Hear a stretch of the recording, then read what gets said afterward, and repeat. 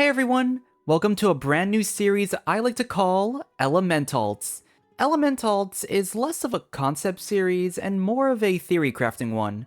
It's pretty similar to my Nicole video where I used the training dummy stat editor to simulate the team DPS for an unreleased character, but in this series it's going to be sims for non-existent characters. I might do some tweaks to help with certain synergies, but for the most part, we're just exploring actual DPS numbers and how good or bad a character might be. At the moment, the series is going to have two avenues. One will be this alternate element direction just like this Durin video. What would it be like if X character had basically the same exact kit design but was a different element? The second direction will be keeping the element on the unit, but maybe exploring alternate synergies with reactions or other elemental characters, such as Chevres, Skirk, and Escoffier. The idea of the series is exploring alternate choices or fates, and I figured, who better to represent this idea than the dragon who defied fate itself? This first episode will explore the alternate kits of Durin, and what we might expect his power level to look like if he were a different element. As always, additional info is down below, and captions are available if you need them. Oh, and I had some fun making fake Durin names for the episode. I'm really playing into the bit as well, so I highly recommend putting captions on this time so you can keep up with all the chaos. Anyway, without further ado, let's get started.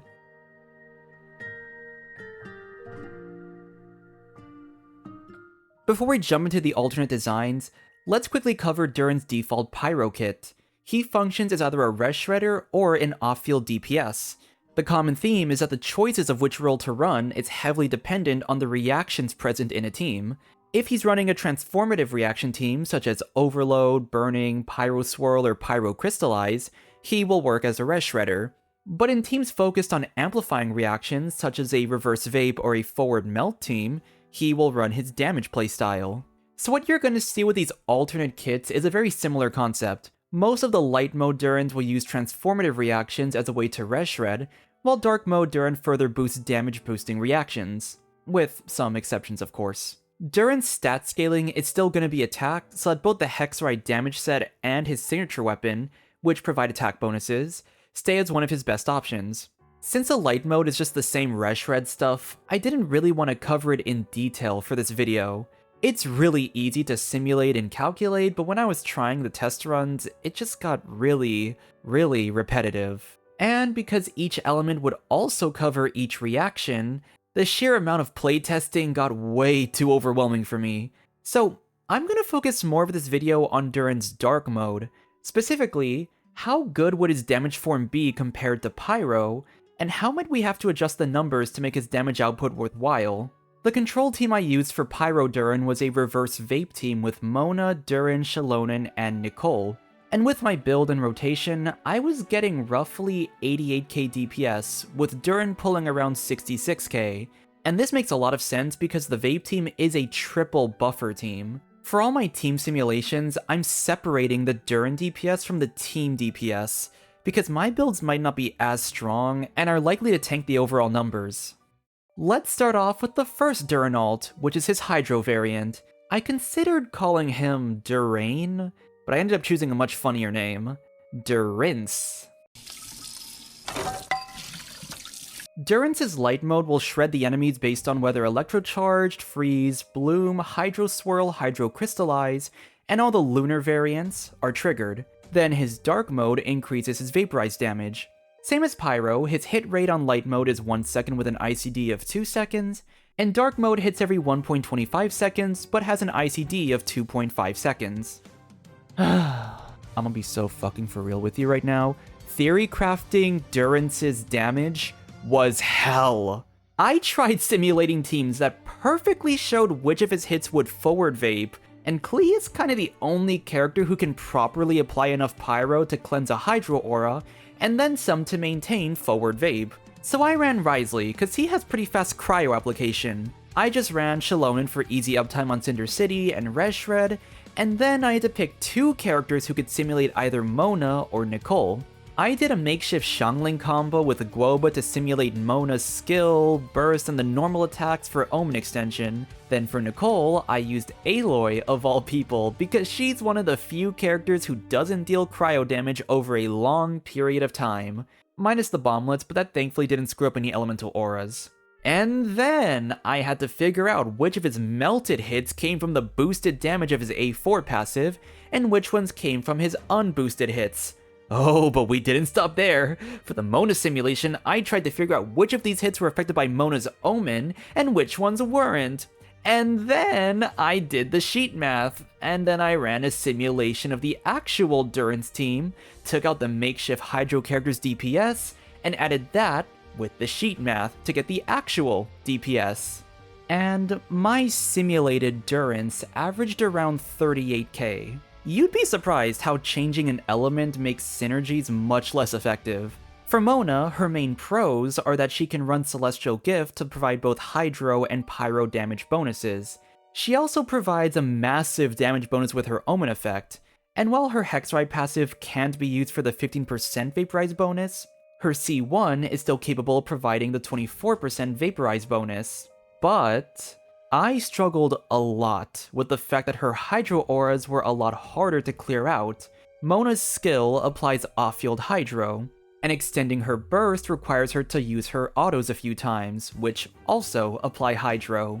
Even though Klee has really fast Pyro application, she still takes some time to clear it away, which reduces Durinse's vape count. Also, assuming you don't run a Pyro support, you're not going to have the 25% attack bonus from Pyro Resonance. And if you do run a second Pyro support, you kinda lose out on Res Shred, which is a pretty big deal. There was also the issue that uptime for both characters was very difficult to play around. If I use Durinse first, his A4 boosted hits don't vape because I'm busy setting up Mona's burst. But if I use Mona first, her Omen expires right after Durin is finally able to start vaping, so it's really hard to get both vapes and Omen at the exact same time. But what about Nicole? With her and Klee, she provides the Pyro Resonance buff, but is only able to provide the Celestial bonus for Pyro damage. Fortunately, she can provide off-field attack buffs, and her skill Burst combo provides Pyro application, which can help cleanse Hydro auras faster. I found her a lot more comfortable to play, and since Nicole's buffs have better uptime for the entire team, the overall team DPS was higher than the Mona team, albeit still a lot weaker than regular Durin. I'm also not a Klee player, so there's probably some skill and build issues that further tank the overall DPS. Anyway, this section was painful to simulate. Fortunately, the Cryo version was a lot easier. Everyone meet Durime. Let it go, let it go, let it go, let it go. Light mode is going to provide Res Shred when Freeze, Superconduct, Cryo Swirl, and Cryo Crystallize is triggered. Same as before, hits every 1 second with a 2-second ICD. Dark mode increases melt damage, which has a 1.25 hit rate and a 2.5-second ICD. This version of Durin was a lot easier to deal with because I can basically run a reverse vape team to simulate reverse melting and figure out Durin's rate of melts. And also, with this team, you don't need nearly as much Pyro application, so I was able to mess around with some more combinations. Because Nicole and Durime would be different elements now, Nicole's Pyro application would be helpful in maintaining an aura for additional melts. I tried two types of teams, General Melt and Burn Melt. General Melt was easy, cause I just ran double Hydro with Shalonen to simulate double Pyro for reverse melt. I found that the extra buff from Shalonen helped bring up the personal damage, but Durin ended up with less vapes, and that translates to less melts for Durime. Then for Burn Melt, this archetype has a crazy amount of Pyro application due to the burning aura, so I ran triple Hydro, and, as expected, Durin was getting a lot more vapes. But the personal damage was a lot lower because there weren't a lot of buffs going around. In teams focused on buffing Durime, the damage output was only around 35k. In dual or even triple damage dealing teams, the DPS was closer to 30k or even as low as 20k. But fortunately, the other damage dealers were able to compensate for that loss. For both Durinse and Durime, Nicole being less synergistic plays a pretty big role in why the damage is much lower. Nicole with Durin can provide 40% Pyro bonus, and the two naturally slot well for Pyro Resonance. But in these makeshift teams, Nicole can only provide attack, and these teams have to navigate aura management a lot more. Durin Vape also utilizes a triple buffer team with Durin acting as the main carry.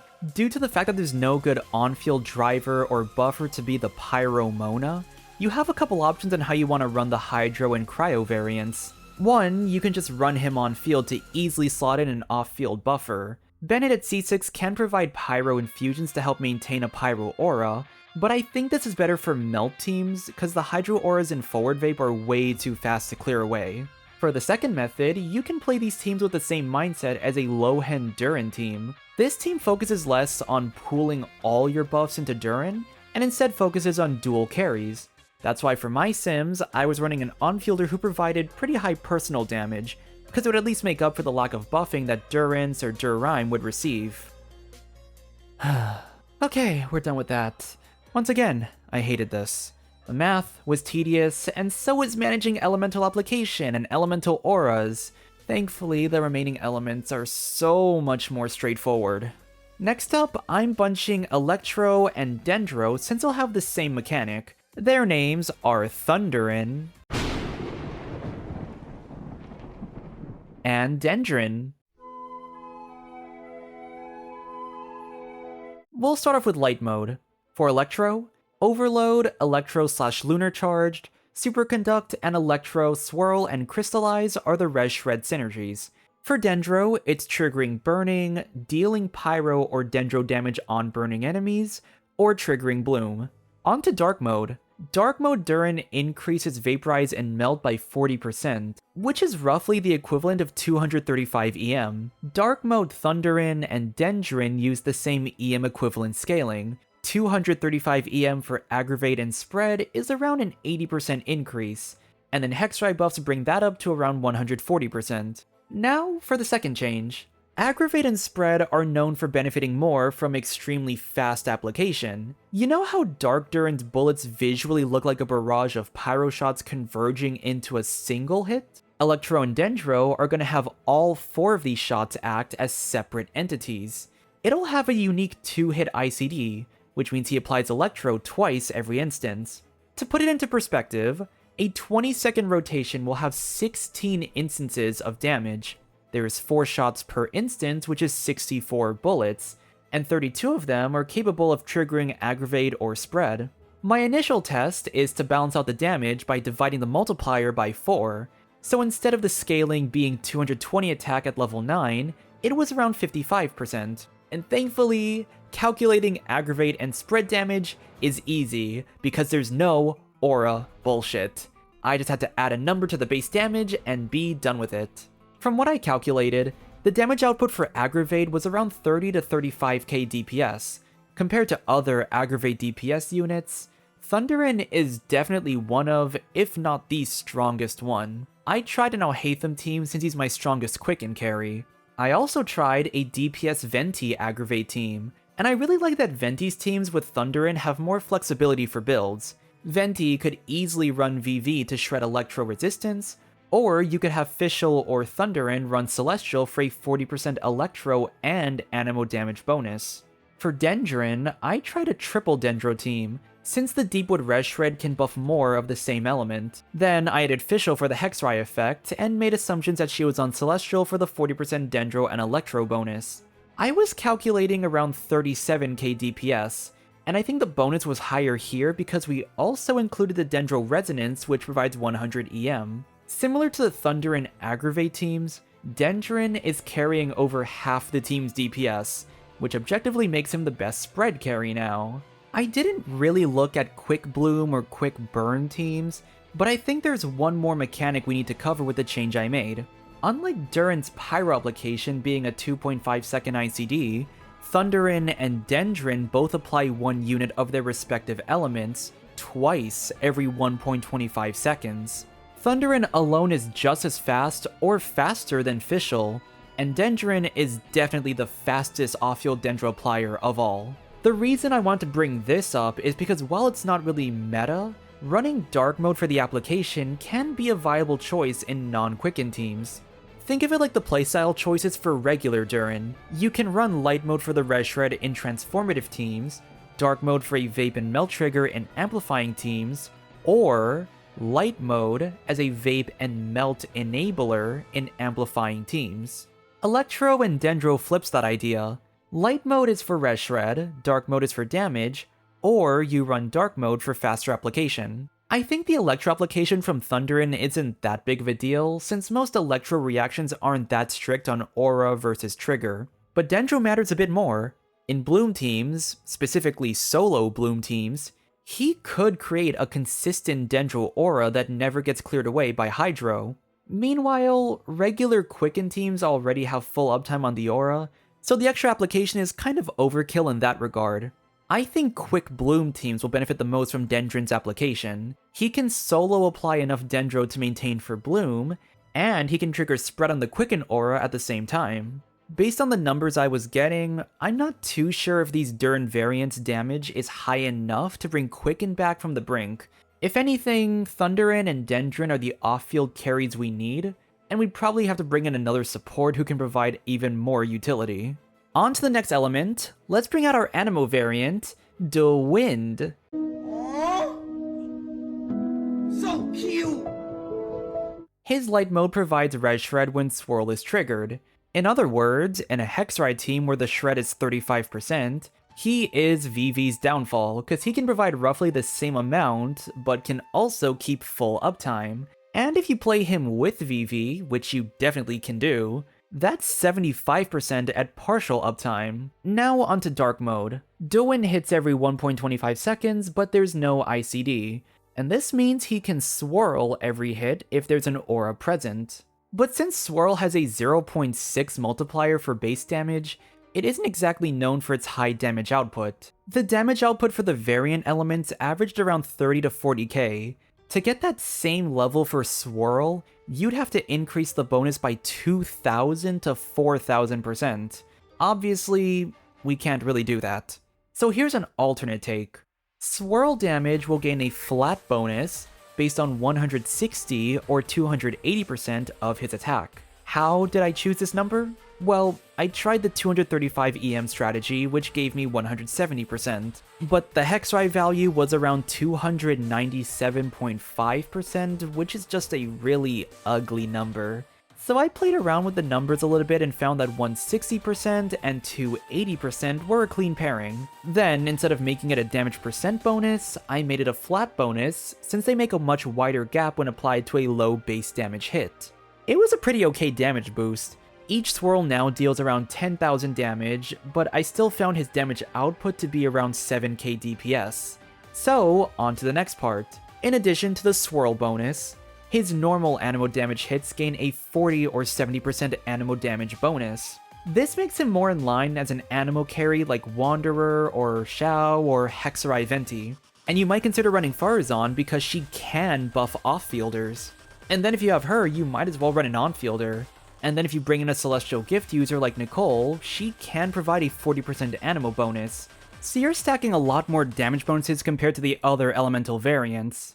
I actually found his DPS to be around 40k here, and the rest was pretty easy to test. I tried a Wanderer and a Hex Venti team, and found the team DPS to be around 65 to 70k and 90 to 95k respectively. But I also found that a Nicole team has almost no Pyro Aura uptime, which also meant no swirl. I was able to do quick swaps for Venti to absorb additional Pyro, but Wanderer definitely took the bigger blow from this. On to the swirl application rate. Is there really any use for it? Technically, yeah, but it's also pretty niche. There's that one wolf boss that can only have its shield broken via Pyro or Electro swirl. Light mode Durin can trigger swirl once every 2 seconds, but dark mode has a 1.25 second ICD, so he can technically trigger swirl faster. On top of that, the damage is higher, so if there's ever a future use for dealing higher swirl damage, Durin would be able to pull it off. As of right now though, his strengths in Anemo are focused as an Anemo DPS. Finally, we have the Geo Durin, Durock. You know the drill for light mode, res shred for crystallize or lunar crystallize. which would actually make him a solid alternative for Shalonen or Linnea. Dark Durock actually has 3 bonuses. 1, he's getting the 40 and 70% geo damage bonus. 2, he's increasing the health of crystallized shields by 64 or 112%. And 3, if you have a lunar team, this won't create crystallized shields, so I'm compensating with a 60 or 105% lunar crystallized damage bonus. I wanted to play with the idea that Durock is buffing reactions in some capacity. Lunar Crystallize is straightforward, but Crystallize itself doesn't deal damage. Since it is a defensive reaction, I leaned into that bonus instead. It's a bit specific, but if you have Navia on Serpent Spine and you don't have another shielder like Nicole present, the higher Crystallize bonus can be useful to prevent losing the damage bonus stacks. The geo damage bonus is basically the same as the Anemo damage bonus, so there's not much to talk about there besides raw numbers. I tried a Navia team with Mawika as a Pyro off-fielder, which wasn't the most meta thing to do, but I was still calculating around 80k team DPS, and 30k of that goes to Durock. I think the slightly more interesting detail with this mechanic is about Lunar Crystallize. Durock's only able to contribute damage with the Moondrifts, but this bonus could be very strong or very weak. If he's not the main contributor for Moondrifts, his damage is getting reduced by half or a 1/12 of its original damage, which kinda negates the bonus in the first place. So this can be a bit finicky depending on his team and whether he can produce the highest damage. But I think there's one more mechanic that's really important to talk about: ICD. Just like Durin, Durock's Dark Mode is an every hit ICD of 1.25 seconds, so his rate of generating crystallized shards or Moondrift charges is slightly faster. This can be helpful for Navia teams or Lunar Crystallized teams, but that's also only for single target. In an AoE scenario, Durock can multi-trigger Crystallize or Lunar Crystallize. Even with a 2-second ICD, the rate of shard or Moondrift generation is higher. I think this makes Durock much more interesting to play.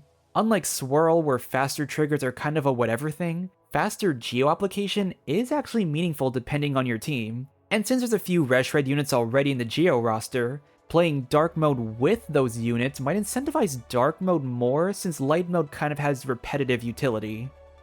Alright, that's gonna do it for this episode of Elementalts. I really wanted to go fully in depth with the Light Mode synergies and how the Reshred might be useful for some teams, but once again, Dark Mode was already a lot to work with, and adding Light Mode analyses were just way too much for me. For the most part though, Reshred isn't that hard to perceive, so I'm sure you guys can picture a lot of teams where these Durin alternates would shine the most. I am definitely looking forward to continuing this series.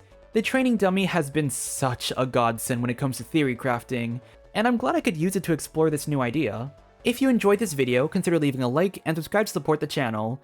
Let me know in the comments what your thoughts are on the alternate Durin kits, and the series in general. What do you like, what might you change, and what alternative ideas do you have? Feel free to also leave suggestions for characters I can look into. And if you want to share more of your ideas with our community, consider joining my Discord server. Thank you again for watching, and I will see you all next time.